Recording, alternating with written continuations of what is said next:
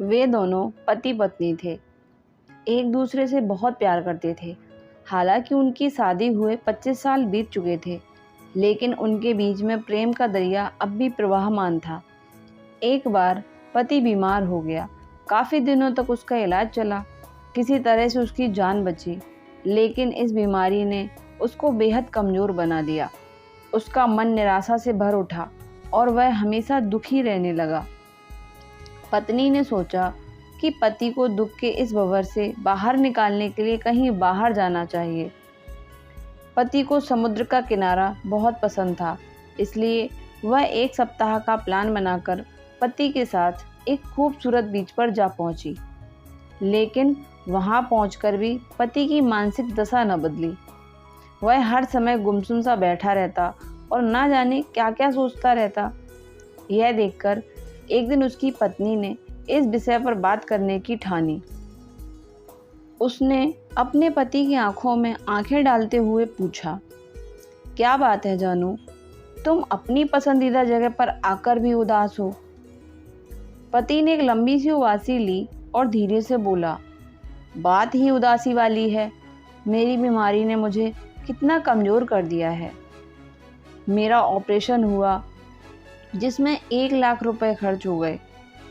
मेरा gall bladder निकाल दिया गया। इस बीमारी की वजह से मेरी नौकरी चली गई। और तो और इसी साल मेरे बेटे का एक्सीडेंट हो गया, जिसमें उसके दाएं पैर की हड्डी टूट गई। और इसी साल मेरे पिता का देहांत भी हो गया। एक साथ इतने सारे पहाड़ मुझ पर टूट पड़े।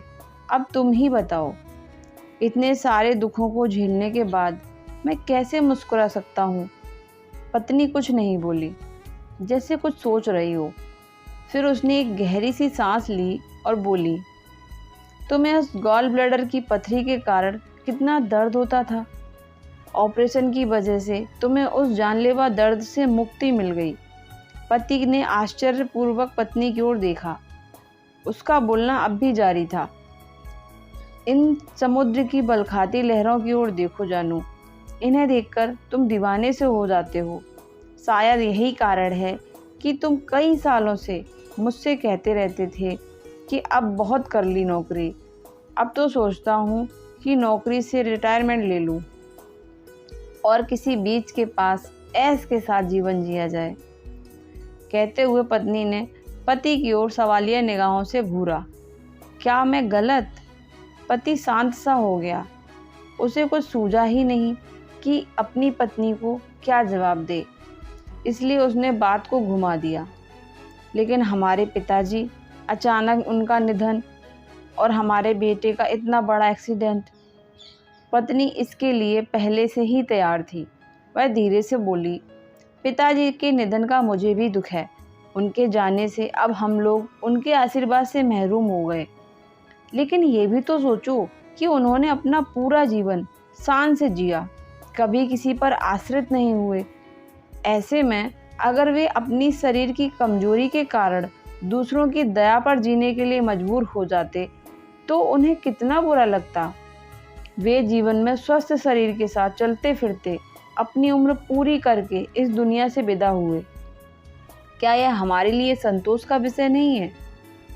पति इस बार कुछ नहीं बोला, सिर्फ उसने अपनी पत्नी की ओर देखा। लेकिन अब तक उसकी नज़र से दुख की बदली पूरी तरह से छट चुकी थी। यह देखकर पत्नी मन ही मन प्रसन्न हुई।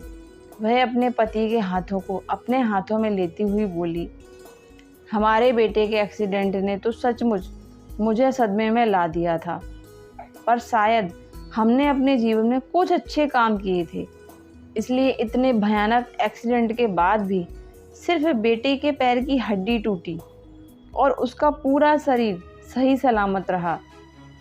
क्या यह ईश्वर की कृपा के बगैर संभव है? पत्नी की सकारात्मक बातें सुनकर पति की सोच एकदम से बदल गई। उसके भीतर जमा हुआ निराशा का अंधकार एक पल में छट गया और मन में उत्साह की बड़ी लहरें उठने लगी। तभी समुद्र की एक बड़ी सी लहर आई और उन दोनों को भिगो गई। समुद्र की लहर ने पति पर जैसे जादू सा कर दिया। वह जैसे फिर से अपनी जवानी के दिनों में जा पहुंचा। उसने जोश में आकर अपनी पत्नी को बाहों में उठाया और तेजी से समुद्र की ओर दौड़ पड़ा।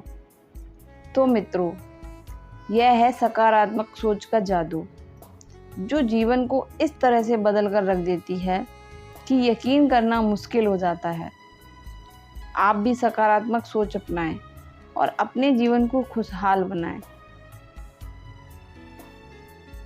तो दोस्तों, ये कहानी यहीं पर ख़त्म होती है। अगर आपको ये कहानी पसंद आई हो तो मेरे चैनल को सब्सक्राइब करें और वीडियो को लाइक करना ना भूलें।